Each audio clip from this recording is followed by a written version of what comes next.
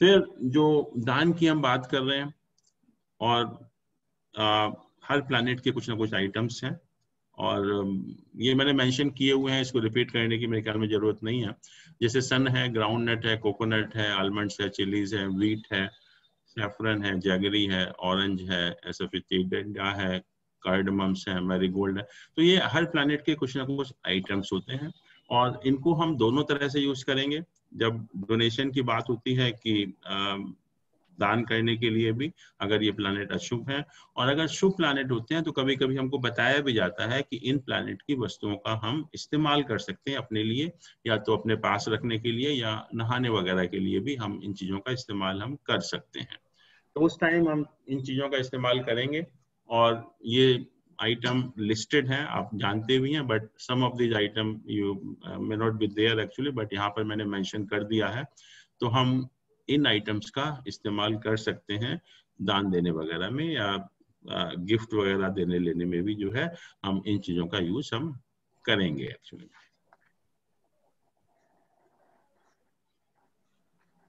अब ये तो दान का हो गया कि हमने दान का देखा कि जो भी शुभ प्लैनेट है उसका हम दान नहीं करेंगे, और अशुभ प्लैनेट है उसका हम दान करेंगे।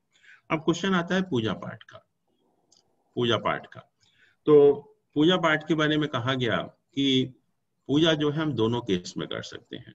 अगर प्लैनेट मैलिफिक है तभी भी कर सकते हैं, और बेनिफिक है तभी भी कर सकते हैं। पूजा ही एक ऐसी चीज है, या मंत्रों का जाप ही एक ऐसी चीज है जो हम दोनों केस में कर सकते हैं। प्लैनेट भले ही शुभ हो या प्लैनेट अशुभ हो, दोनों केस में ये किया जा सकता है। और ये कहा कि जो प्लैनेट शुभ होते हैं उनकी अगर हम पूजा करेंगे तो उनकी शुभता जो है बढ़ती है, और अगर प्लैनेट अशुभ होते हैं उनका अगर हम पूजा पाठ करेंगे तो उनकी अशुभता कम हो जाती है या उनकी शांति हो जाती है। शुभ प्लैनेट की शुभता बढ़ती है, और अशुभ प्लैनेट की शांति हो जाती है। तो दोनों केसेस में आप देखते हैं कि पूजा पाठ ही एक ऐसी चीज है जो हम दोनों केस में की जा सकती है, भले ही प्लैनेट बेनिफिक हो या मैलिफिक हो। इसलिए पूजा जो है कभी भी आपको नुकसान नहीं करेगी। आप किसी भी मंदिर में किसी में भी जाएंगे तो ये आपको नहीं देखना कि प्लैनेट अशुभ है या शुभ है। In all the cases that puja path can be done actually. और हर प्लैनेट के कुछ मंत्र हैं, यंत्र हैं, वो हम हमेशा उनका इस्तेमाल हम कर सकते हैं। और अगर हम हवन सामग्री भी यूज करते हैं तो उसमें भी कहा कि एक पर्टिकुलर अगर हम प्लैनेट के लिए कर रहे हैं तो उसमें एक उस प्लैनेट की वस्तु का होना जरूरी है। तो इसमें जैसे सन है, सन का जो बीज मंत्र है ओम राम रीम रोम सह सूर्याय नमः। और इसमें जो अगर हम हवन करते हैं तो हवन के लिए हमें आक का जो पत्ता होता है उसका उसमें जरूर इस्तेमाल हम करते हैं। और जो नंबर ऑफ जाप है उनकी जो संख्या है सूर्य के लिए दैट इज 7000। ऐसे ही चंद्रमा का मंत्र है ओम श्राम श्रीम श्रोम श चंद्रमाय से नमः। तो उसमें ढाक का पत्ता होता है, उसकी 11000 जप की संख्या है। ऐसे ही मंगल का मंत्र है, उसमें हम कत्थे का जो पत्ता होता है उसका इस्तेमाल करते हैं, और उसमें मंत्रों की संख्या 10,000 हम करनी पड़ती है। मरकरी है, उसमें चिरचिटा करके एक पौधा होता है, उसका पत्ता हम इस्तेमाल करते हैं हवन में, और इसमें 9000 है मंत्रों की संख्या, जाप की संख्या। जुपिटर है, जुपिटर में पीपल का जो पत्ता होता है उसके हम इस्तेमाल करते हैं हवन में, और इसकी जो संख्या है 19,000 है। वीनस में गूलर जो पौधा होता है उसका पत्ता इस्तेमाल करते हैं, और उसमें जप की संख्या 16,000 है। शनि में जो ओम प्राम प्रोम जो मंत्र आपको पता ही है, और इसका जो पत्ता होता है वो शमी या श्यामल का पत्ता होता है, उसका हम इस्तेमाल करते हैं हवन में, और इसमें जपों की संख्या जो है 23,000 है। राहु में है वो दूर्वा घास या ग्रीन ग्रास का हम इस्तेमाल करते हैं, और जो जप की संख्या है दैट इज 18,000। और केतु में जो है कुशा है या सरकंडा, हाँ, उसमें जाप की संख्या 17,000 है। तो ये हर प्लैनेट का मंत्र है, और अगर हम हवन करने जा रहे हैं तो कौन सा पत्ता उसमें इस्तेमाल होना चाहिए हवन सामग्री में, और उनके जप की संख्या। अब जो जेम्स की बात आती है, now it's very important because gem का selection is the most difficult task for an astrologer. Sir जैसे जाप मैंने कहा, हाँ सर जाप के लिए आपने जो मंत्र बताए जी, उसके अंदर एक जगह पे जैसे वो प्रांग प्रींग प्रोंग है, तो हाँ उसके अंदर अंक की बिंदु करेक्ट यूज हुई। बट बिल्कुल। जैसे कि और जो प्लैनेट्स हैं उसके अंदर जो उनका मंत्र का जो बीज मंत्र है उसके अंदर वो प्राण है। तो सर ये बीज को आप कैसे यूज करोगे? क्योंकि अगर हम देखते हैं जैसे सूर्य का हो गया, ओम ह है, ह के नीचे दो रा की मात्राएं हैं और ऊपर अंक की बिंदु है, तो वो हराम होगा या हराम होगा? राम रीम एच, हिराम नहीं बोलते उसको। आप देखेंगे हिंदी में, अगर आप राम किताब होगा। देखेंगे तो उसमें राम हिराम लिखा हुआ है, हिराम। तो it's not Ram, Hiram, H आ जाएगा बीच में जो है। और ये जितनी भी आप जो किताब देखेंगे तो उसमें हिंदी में लिखा हुआ है इसमें, तो exactly pronunciation you can see from there also तो कि सर वो उसमें अंक की बिंदु का काउंट होगी, वो म की बिंदु काउंट नहीं होगी ना, वो म नहीं होगा, अंग होगा वो। अंग, हाँ, रांग। रांग रिंग, राइट, ठीक है।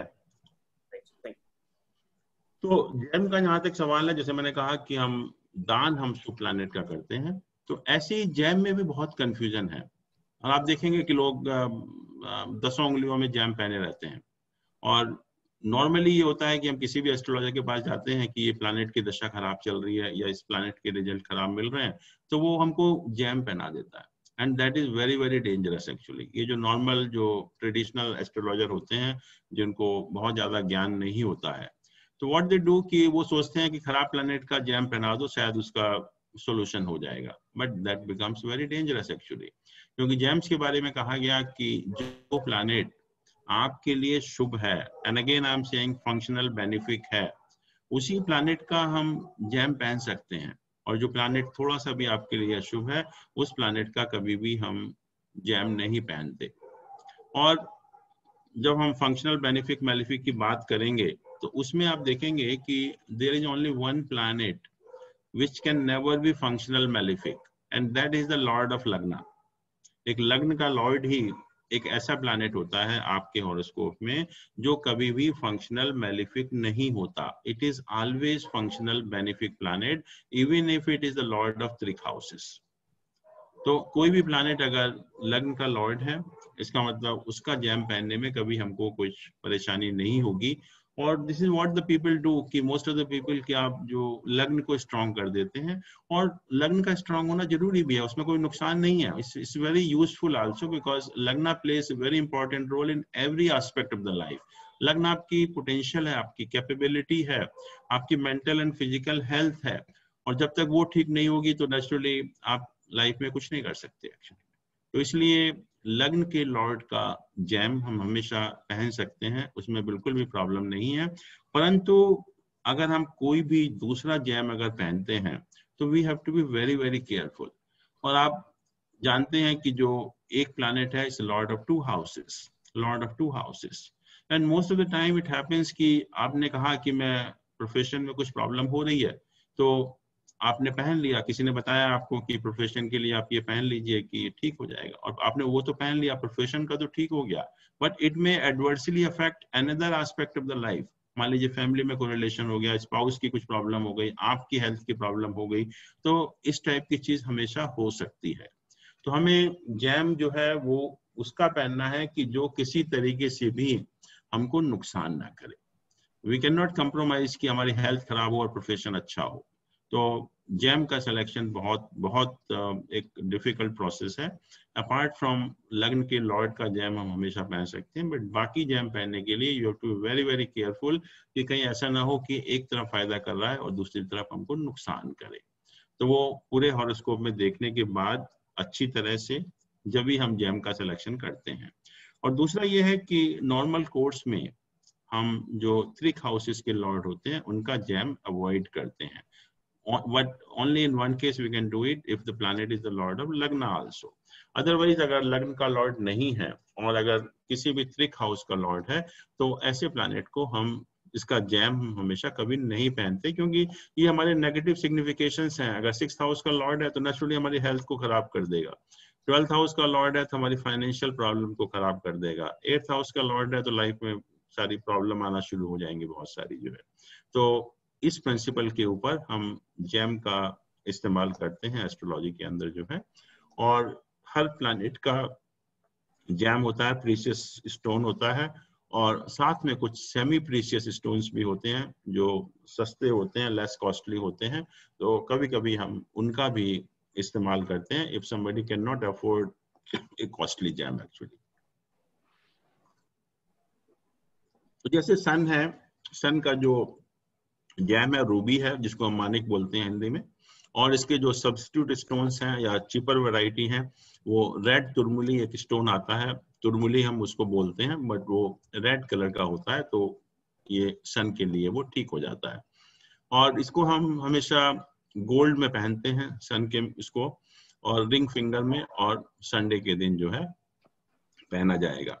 मून है, मून का जो व्हाइट पर्ल है that is the main stone, और इसके जो सब्स्टिट्यूट हैं स्फटिक है, सीप है, शंख है, उस टाइप की चीजें भी हम यूज करते हैं। और मून का जो मेटल है वो सिल्वर है, और इसको हम हमेशा सबसे छोटी उंगली में पहनते हैं, लिटिल फिंगर में, मंडे के दिन।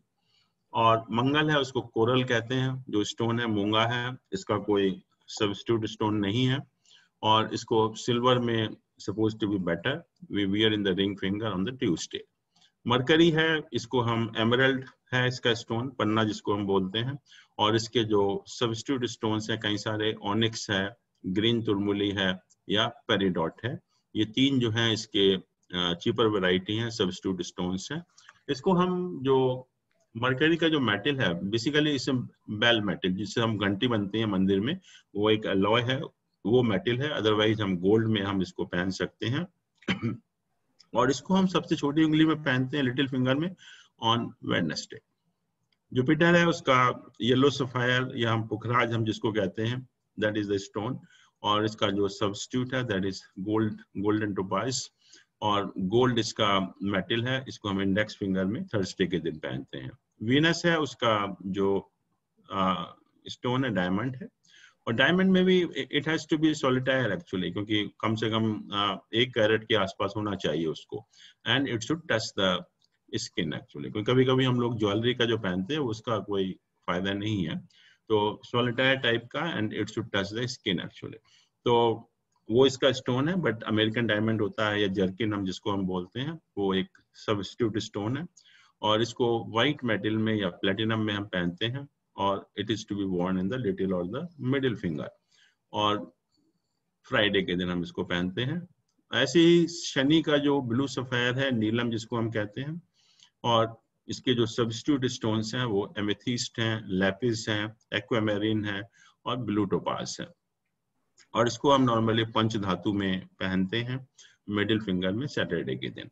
राहु है, उसका गोमेद है, और इसको अष्ट धातु में हम पहनते हैं मिडिल फिंगर में सैटरडे के दिन। और केतु का कैट्स आई है, जिसको हम लहसुनिया बोलते हैं, सिल्वर में रिंग फिंगर में, और ट्यूसडे या थर्सडे के दिन जो है। तो ये स्टोन पहनने का जो हर प्लैनेट का। टाइगर आई किसलिए पहना जाता है? हाँ जी, tiger eye, tiger eye is substitute stone of some planet, I don't know, किसी टाइगर का आई है एक, किसका है, सन के लिए, सूर्य के लिए पहनते हैं। हाँ, तो it's a substitute stone of one of the planet actually. Sir एक वो मून स्टोन होता है सर, उसमें 2-3 यूं कहते हैं, ब्लू लाइट वाला, पिंक लाइट वाला। Moon stone for moon only, that is for moon. उसमें लाइट का भी तो वो फर्क है ना क्या? पता नहीं उसमें ब्लू लाइट वाला वीनस के लिए है या सैटर्न के लिए? जो ब्लू लाइट वाला है that is for opal, opal use for Venus, blue fire, green fire and the 7 fire, ये ओपल की फायर्स आती हैं, ये ओपल यूज होता है वीनस के लिए, सब्स्टिट्यूट स्टोन है। But the question is कि we should not go for the cheaper variety. In case we can afford, we should go only for because the original stone. Cheaper variety का बहुत effect नहीं होता है उसका जो है, बट कभी कभी जैसे हम लोग बहुत ही कोई अफोर्ड नहीं कर पाता है, in that case only we go for the cheaper variety. अच्छा, दूसरा जो sir opal stone is also costly, मतलब ओपल जो आता है Australian opal, that is also costly, और ज्यादातर देखा गया है कि ये वीनस पे ही यूज होता है। ठीक है सर मैं अपना पर्सनली बता रही हूँ, मेरा मून जो है वो मेरा कर्क लगन है, और मेरा मून है उच्च का 11th हाउस में। तो इसलिए मैंने मोती उतरवा के ब्लू मून स्टोन पहनने को बोला है। हाँ तो ये बता रहे हैं ना कि मून स्टोन उसी का है, मून का ही है वो। लेकिन सर उसमें वो वीनस की राशि में है, इसलिए वो मेरे ख्याल से ब्लू मून स्टोन बोला है। हाँ हो सकता है कि कुछ पर्टिकुलर कभी कभी काफी कॉम्प्लिकेटेड होता है तो उस पर्पस के लिए भी पहनते होंगे, but even if you wear that pearl actually that is also good actually. Sir ये डायमंड भी टच करना चाहिए स्किन को? हाँ बिल्कुल, अगर टच नहीं करेगा तो वो तो फिर ज्वेलरी पर्पस का हो गया, फिर तो कोई फायदा नहीं है इसका। सर इससे वो हाथ वगैरह कटने का डर तो नहीं? डायमंड है आफ्टर ऑल। नहीं नहीं नहीं नहीं नहीं नहीं, वो नहीं, इससे स्लाइटली टचेस। और टच क्या करता है कि वो ब्लैंक होता है, पीछे का जो नीचे का पोर्शन होता है ना, तो ब्लैंक होने की वजह से वो ग्रुप सा बन जाता है, तो स्किन अपने आप ऊपर उठ जाती है थोड़ी सी और उसको टच करने लगती है। अच्छा, दूसरा ये है कि इनको पहनने का तरीका क्या है। जो नॉर्मली हम लोग कहते हैं कि इसको एक दिन पहले आप कच्चे दूध में या दही में डाल दीजिए और अगले दिन मॉर्निंग में शुद्ध पानी से गंगा जल से धोकर नॉर्मल पूजा पाठ करके आप पहन सकते हैं। लेकिन इसमें 2 स्टोन ऐसे हैं कि अगर आपने दूध में डाल दिया या दही में डाल दिया तो वो खराब हो जाते हैं। ये 2 हैं, एक तो कोरल है और दूसरा रूबी है। तो इन दोनों का आपको ध्यान रखना है कि कोरल और रूबी को अगर आप दूध में डाल देंगे तो वो स्टोन खराब हो जाते हैं। उसमें हमें दूध में डालने की बजाय आप नॉर्मल पानी में डाल दीजिए, वो बेटर है एक्चुअली। बट स्टोन का सिलेक्शन आप बहुत ही सावधानी से, क्योंकि एक स्टोन जो है वो एक तरफ अच्छा भी करता है और दूसरी तरफ बहुत खराब भी कर सकता है। तो you have to very very careful while selecting a stone actually. But कभी भी जो है, जो एक मेलिफिक प्लैनेट आपके हॉरोस्कोप में होता है उसका हम स्टोन नहीं पहनते, और जो त्रिक हाउस के लॉर्ड होते हैं उनका भी स्टोन हम नहीं पहनते।